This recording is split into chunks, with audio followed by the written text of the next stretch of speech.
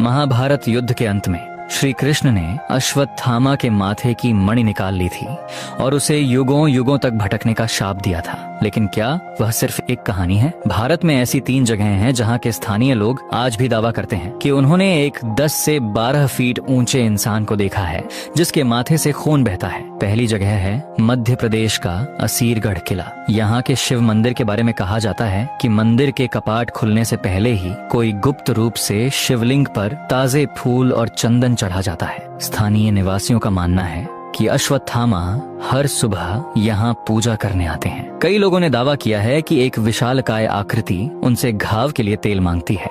दूसरी जगह है नर्मदा नदी का तट। जंगलों के बीच रहने वाले आदिवासियों का मानना है कि अश्वत्थामा आज भी वहाँ की गुफाओं में तपस्या कर रहे हैं। कई शोधकर्ताओं ने यहाँ अति मानवीय पदचिह्न पाए हैं। तीसरी जगह है उत्तराखंड के ऊंचे पहाड़।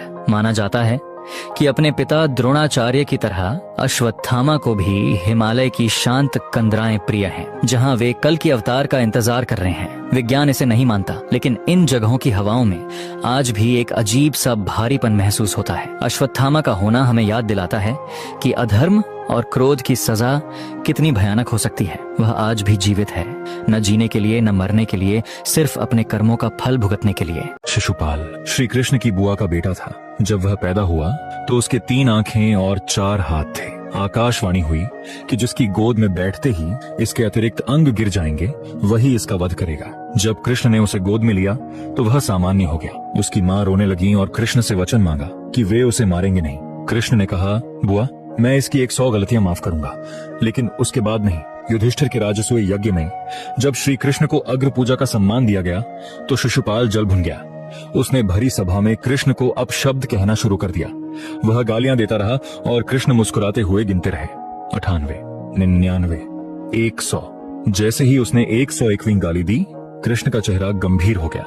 कृष्ण ने अपना सुदर्शन चक्र छोड़ा और पलक झपकते ही शिशुपाल का सिर धड़ से अलग हो गया। यह कथा हमें सिखाती है कि ईश्वर दयालु तो हैं, लेकिन वे अधर्म और अहंकार की एक सीमा तय करते हैं। मर्यादा लांघने पर न्याय अवश्य होता है।